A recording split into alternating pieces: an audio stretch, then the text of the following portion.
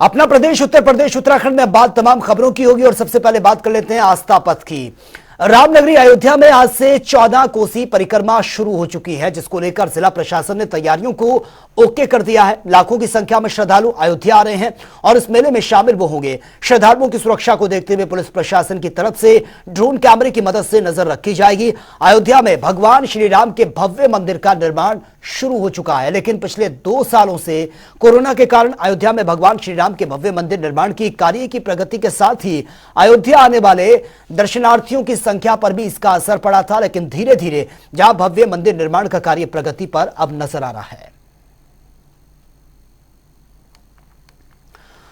और वहीं अयोध्या पहुंचे कांग्रेस के राज्यसभा सांसद प्रमोद तिवारी ने बीजेपी की केंद्र और उत्तर प्रदेश सरकार पर जमकर निशाना साधा। प्रमोद तिवारी ने गुजरात के मोरबी में पुल गिरने की घटना को दुर्भाग्यपूर्ण बताते हुए बड़ा भ्रष्टाचार इसको बता दिया है। प्रमोद तिवारी का कहना है कि मोरबी में झूलते पुल की घटना को लेकर प्रधानमंत्री नरेंद्र मोदी को देश से माफी मांगनी चाहिए। तो वहीं प्रमोद तिवारी ने राम मंदिर को लेकर कहा कि बीजेपी ने राम मंदिर को राजनीतिक का मुद्दा बना के रखा है। बीजेपी नहीं चाहती थी कि राम मंदिर का निस्तारण हो।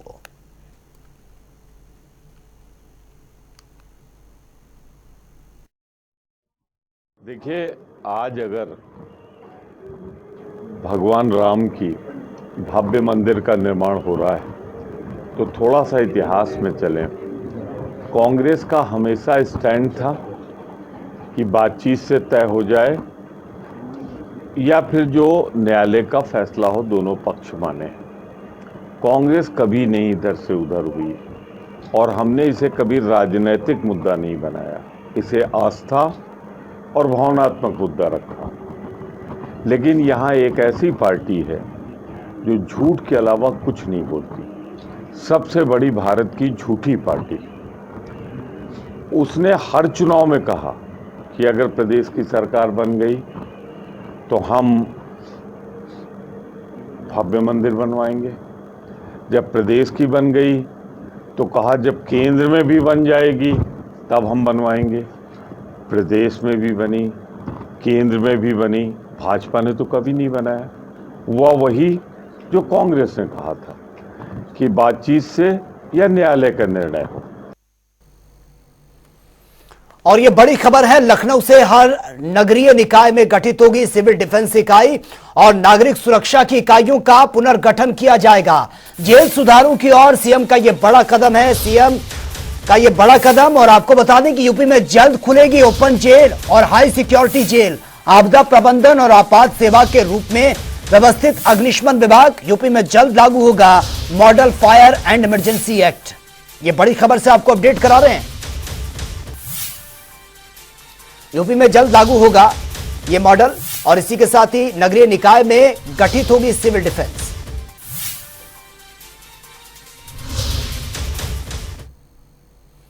और एक और बड़ी खबर से आपको अपडेट करवा देते हैं। बलिया से यह बड़ी खबर सामने आ रही है।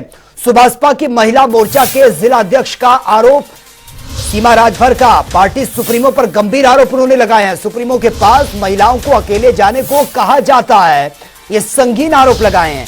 सुप्रीमो के सामने महिलाओं को अपशब्दों का इस्तेमाल किया जाता है। सुभाषपा में महिलाओं का सम्मान नहीं होता। 1 हफ्ते में एफआईआर करवाने की चेतावनी ये दी गई है। ये संगीन आरोप लगाए गए हैं। महिलाओं को अकेले जाने के लिए उन पर दबाव डाला जाता है, प्रेशराइज उनको किया जाता है और अपशब्दों का इस्तेमाल किया जाता है। सीमा राजभर का पार्टी सुप्रीमो पर यह बड़ा आरोप। हम एफआईआर ओम प्रकाश राजभर जी, सुनील सिंह प्रवक्ता जी, सुग्रीव राजभर, माइकल राजभर जो मीडिया जो प्रभारी है ना, जो लिखता है अपने आप को, हम इन 4-5 पे हम मुकदमा राधिका पटेल पर हम करेंगे। आरोप क्या होगा?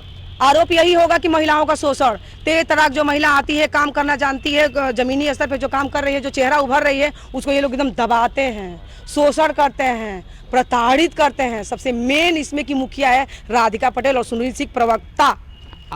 ओम प्रकाश राजभर जी क्यों नहीं हम लोगों की बात एक बार फोन करके सुनते हैं, क्यों नहीं पूछते हैं?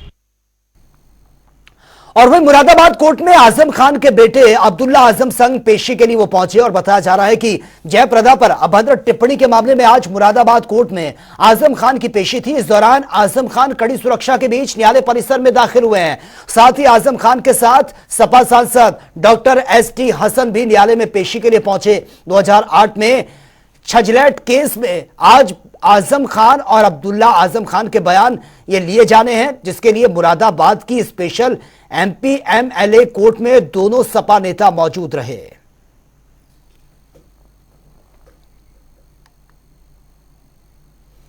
और वही निषाद पार्टी के राष्ट्रीय अध्यक्ष एवं प्रदेश के कैबिनेट मंत्री डॉक्टर संजय कुमार निषाद आज कार्यकर्ताओं की एक बैठक में बाराबंकी पहुंचे हैं और बाराबंकी पहुंचने पर कार्यकर्ताओं ने नोटों की माला पहनाते हुए मंत्री डॉक्टर संजय कुमार निषाद का भव्य स्वागत किया। जिसके बाद मंत्री संजय कुमार निषाद ने राजकमल पैलेस में कार्यकर्ताओं के साथ बैठक की और बैठक के बाद पत्रकारों से बातचीत करते हुए मंत्री संजय कुमार निषाद ने अपने ऊपर हमले की आशंका जाहिर की है। उन्होंने कहा कि हमारे जो नेता रह रहे हैं, ढेर सारे लोग हादसे का शिकार हुए हैं। मेरे खतरे को देखते हुए सरकार ने हमें वायु श्रेणी की सुरक्षा दे रखी है। खतरे को देखते हुए मैंने लिखित तौर पर प्रशासन को दे दिया है कि अब प्रशासन उस पर काम भी करेगा। ये इनके शिक्षा, स्वास्थ्य, रोजगार से कोसों दूर थे, विकास की धारा से। इनके बच्चों को हम मंडल स्तर पर लाएंगे, एक आवासीय विद्यालय खुलवाएंगे, इनके बच्चों को उसमें पढ़ाएंगे, लिखाएंगे, उनके अधिकारी कर्मचारी IAS बनाएंगे। और इनको समूह में ला रहा हूँ कि पौआ में थे केवट मल्ला बिंद कश्यप का हाथ, तो मैं इनको इकट्ठा करके कि भाई आप निषाद राज के वंशज हो, आप कश्यप ऋषि के वंशज हो। अंग्रेजों ने कानून बनाकर तुम्हें उजाड़ा था, अब बटन में ताकत है, बंदूक में नहीं है। एक जगह बटन दबाओ। अपना झंडा टोपी जैसे दलित भाइयों ने उठाया, अपना पूरा हिस्सा लिया, संविधान में सुरक्षा लिया, वैसे अपना टोपी झंडा उठाइए, जय निषाद राज का नारा लगाइए। और वही मुरादाबाद पहुंचे बीजेपी के औद्योगिक विकास राज्य मंत्री जसवंत सैनी ने नंद गोपाल नंदी से हुई नाराजगी पर बोलते हुए कहा है कि उनकी किसी से कोई भी नाराजगी नहीं है, ये मीडिया के लोगों की मनगढ़ंत बातें हैं। जसवंत सैनी ने यह भी कहा कि उन्हें इस मामले में जारी हुए लेटर की कोई जानकारी नहीं है। आजम खान के सवाल पर बोलते हुए कहा है कि न्यायालय का निर्णय है और न्यायालय का सम्मान हम सबको करना चाहिए। देश कानून से चलता है और कानून को कोई भी हाथ में लेगा तो उसके खिलाफ एक्शन भी लिया जाएगा। पक्षपात की राजनीति पर बोलते हुए उन्होंने कहा कि राजनीतिक स्तर पर पक्षपात की राजनीति की जाती है और लेकिन न्यायालय तो स्वतंत्र रूप से काम करता है और उनके सामने जो तथ्य थे उसी आधार पर उन्हें भी अपना बचाव पक्ष का मौका दिया गया था, लेकिन न्यायालय का जो सही लगा न्यायालय को, उसके बाद यह कार्रवाई हुई है। साथ ही राहुल गांधी पर हमला बोलते हुए कहा कि राहुल गांधी को भारत जोड़ो यात्रा से पहले कांग्रेस जोड़ो यात्रा करनी चाहिए, क्योंकि वो कांग्रेस जोड़ नहीं पा रहे हैं और भारत जोड़ने की बात करते हैं। मुरादाबाद वासियों ने पिछले 4 योजनाओं से भारतीय जनता पार्टी को आशीर्वाद दिया, इस बार उससे बढ़कर के आशीर्वाद दिया जाएगा। और पिछली बार हम 36 पार्षदों के साथ नगर निगम जीते थे, इस बार 40 पार्षदों के साथ नगर निगम जीतेंगे। ये न्यायालय का निर्णय है और न्यायालय के निर्णय का हमें सबको स्वागत करना चाहिए, क्योंकि देश कानून से चलता है। कानून को कोई भी हाथ में लेगा, वो कोई कितना भी बड़ा हो, उसके खिलाफ कार्रवाई होगी। और वही नोटबंदी के दौरान कानपुर देहात के बैंक लाइन में जन्मे खजांची नाथ के परिवार से अखिलेश यादव ने जो वायदा किया था उसको निभाते हुए खजांची नाथ का दाखिला कानपुर देहात के झिंझक स्थित रामा इंटरनेशनल स्कूल के प्ले ग्रुप में करवा दिया गया है। खजांची नाथ ने स्कूल पहुंचकर बच्चों के साथ पढ़ाई करना शुरू कर दिया और उनके चेहरे पर स्कूल जाने की खुशी साफ तौर पर नजर आ रही है। और इस दौरान खजांची नाथ की मां ने बताया कि पूर्व मुख्यमंत्री अखिलेश यादव की वजह से यह सब कुछ हुआ है, वो उनका बहुत ख्याल रखते हैं और अब जो भी वायदे उन्होंने किए थे वो सारे निभाए गए हैं। आपको बता दें कि काले धन पर रोक लगाने के लिए देश में नोटबंदी की घोषणा की गई थी, जिसके बाद बैंकों के बाहर नोट बदलने को लेकर बड़ी बड़ी लाइनें देखने को मिली थी, जिसके चलते कानपुर देहात रुपए बदलने के लिए गर्भवती कतार में खड़ी नजर आई थी। तेज धूप से बहाल सर्वेशा देवी को अचानक से प्रसव पीड़ा शुरू हुई, तभी बैंक की लंबी लाइन में ही एक बेटे को उन्होंने जन्म दिया, जिसके बाद समाजवादी पार्टी के राष्ट्रीय अध्यक्ष अखिलेश यादव ने जमकर केंद्र सरकार पर निशाना साधा था और फिर मिलकर बैंक लाइन में जन्मे पुत्र का हालचाल उन्होंने लिया था। अखिलेश यादव ने उनका नाम खजांची नाथ रख दिया है और इस दौरान उन्होंने खजांची नाथ की पूरी मदद और आधुनिक तकनीक से बने 2 मकान भी दिए हैं, साथ ही पढ़ाई का जिम्मा अपने हाथों में लिया है।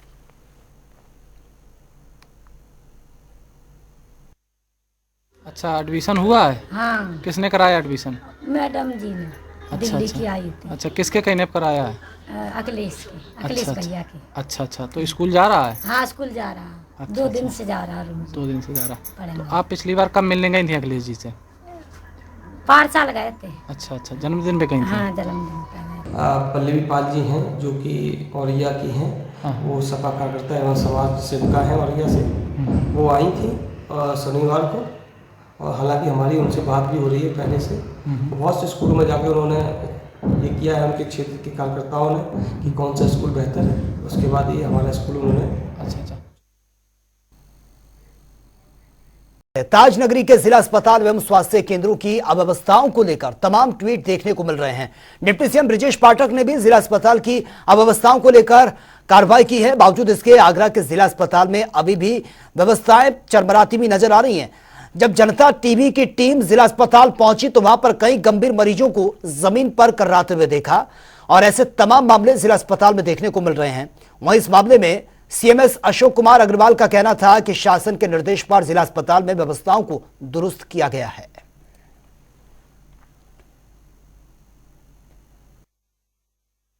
उत्तर प्रदेश में स्वास्थ्य सेवाओं को लेकर डिप्टी सीएम, जो कि स्वास्थ्य मंत्री भी हैं, काफी सजग और सक्रिय दिखाई दे रहे हैं। यही कारण है कि उन्होंने निर्देश दिया है कि सूबे के सभी जिला चिकित्सालयों सीएचसी केंद्रों पर एक तो रिसेप्शन की व्यवस्था की जाए, इसके साथ ही सभी कर्मचारी, अधिकारी एवं चिकित्सक वर्दी में दिखाई दें। यही कारण है कि आज जिला चिकित्सक के इमरजेंसी वार्ड में यहाँ पर आपको ये रिसेप्शन दिखाई दे रहा है। पहली बार ऐसा देखने को लग रहा है कि किसी प्राइवेट नर्सिंग होम में आप आए हुए हैं और यहाँ पर बाकायदा यहाँ पर एक चश्मा भी किया गया है, उसमें साफ साफ लिखा है हम आपके शीघ्र स्वास्थ्य की कामना करते हैं। यहाँ पर कुछ लोग कर्मचारी यहाँ पर अपनी ड्यूटी निभा रहे हैं, उनसे बात करेंगे आखिर उनको कैसा लग रहा है, कैसा चल रहा है और लोग क्या पूछताछ के लिए आ रहे हैं। क्या नाम है भाई साहब? मैं हरिओम यादव।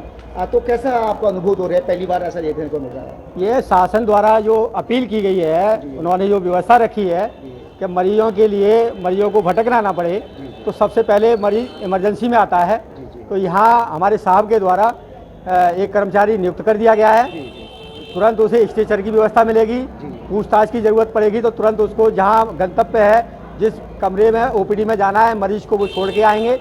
ये सारी व्यवस्था शासन के अनुरूप हमारे एसआईसी महोदय द्वारा कर दी गई है। आप यहाँ पर दिखाने के लिए आए हैं, कैसा प्रतीत हो रहा है पहली बार आपको? हमको अच्छा लग रहा है। अच्छा लग रहा है। पहले ऐसा कभी देखा है यहाँ आगरा में? नहीं देखा है यहाँ कभी, पहले कभी नहीं देखा है, ये ऐसा तीमारदारों का कहना है। तो निश्चित रूप से उत्तर प्रदेश के अंदर जो स्वास्थ्य सेवाओं को लेकर प्रश्न चिन्ह उठते रहे हैं, विशेषकर आगरा को लेकर तमाम ट्वीट होते हैं। और जो व्यवस्था है आगरा के जिला चिकित्सालय में, कभी मरीज नीचे पड़ा हुआ दिखाई देता है तो कभी उसको उपचार नहीं मिलता है, कभी मरीज घंटों घंटों चिकित्सकों के यहाँ पर कतार में खड़ा हुआ दिखाई देता है। लेकिन अब उम्मीद की जा सकती है कि स्वास्थ्य सेवाओं के महानिदेशक लिली सिंह और डिप्टी सीएम ब्रजेश पाठक के निर्देशों के बाद शायद एक उम्मीद जागी है और जो स्वास्थ्य सेवाएं लचर व्यवस्था में देखी जा रही थी उन पर कुछ लगाम लगेगी। प्रदीप रावत, जनता टीवी, आगरा।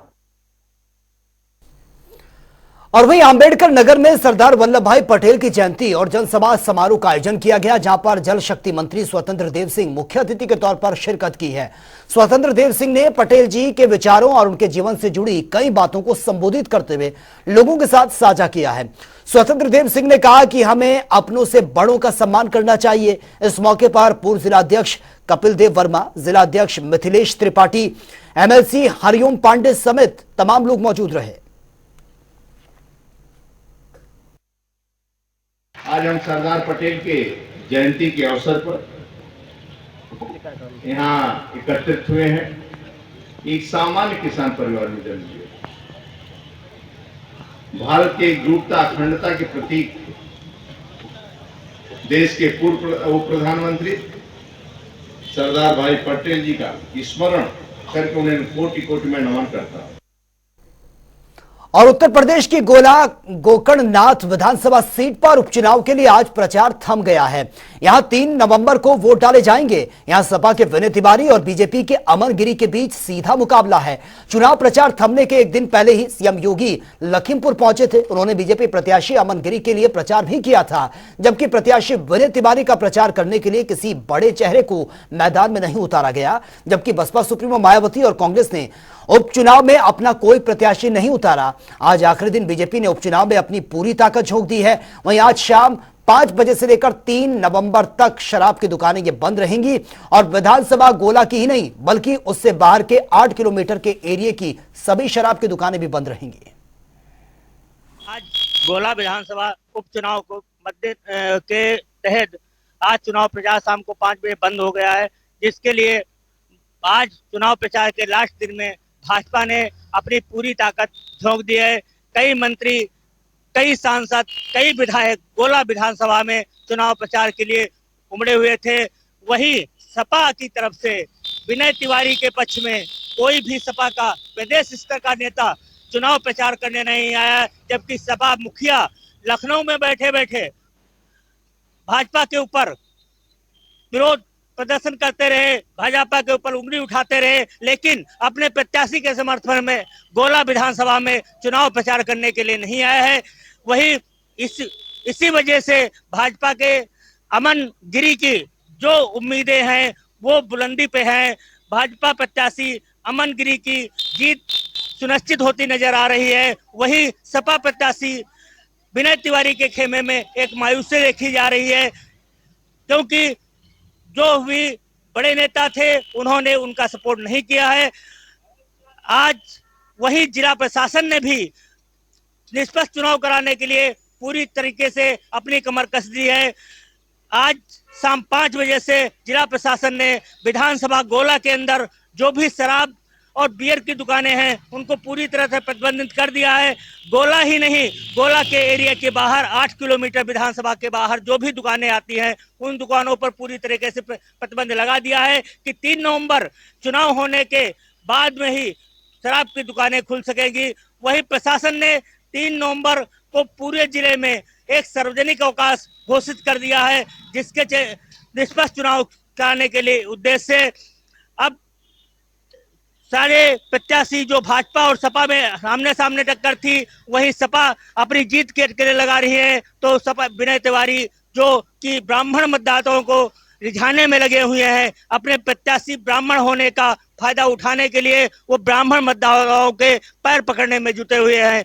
लखीमपुर खीरी से जनता टीवी, राजेश शुक्ला। और वहीं भारत की राष्ट्रपति द्रौपदी मुर्मू और उत्तर प्रदेश के मुख्यमंत्री योगी आदित्यनाथ और महामहिम राज्यपाल श्रीमती आनंदीबेन पटेल ने भारत की राष्ट्रपति का स्वागत किया है। और इसके बाद राष्ट्रपति द्रौपदी मुर्मू ने इंडिया एक्सपो मार्ट में आयोजित हो रहे इंडिया वाटर वीक का उद्घाटन भी किया। इस दौरान राष्ट्रपति द्रौपदी मुर्मू ने कहा है कि आगामी दशकों में भारत की आबादी के तेज गति से बढ़ने का अनुमान है। इसके लिए वाटर मैनेजमेंट और वाटर गवर्नेंस सिस्टम की जरूरत होगी और इस सिस्टम से जल के समान वितरण और रिसाइकलिंग जैसे कार्य प्रभावी रूप से हो सकेंगे। साथ ही कार्यक्रम को संबोधित करते हुए मुख्यमंत्री योगी आदित्यनाथ ने कहा, जल है तो जीवन है। प्रदेश में पर्याप्त मात्रा में जल संसाधन है। 60 से अधिक नदियां पुनर्जीवित की गई हैं और कानपुर में नमामि गंगा परियोजना के तहत कार्य किया गया है।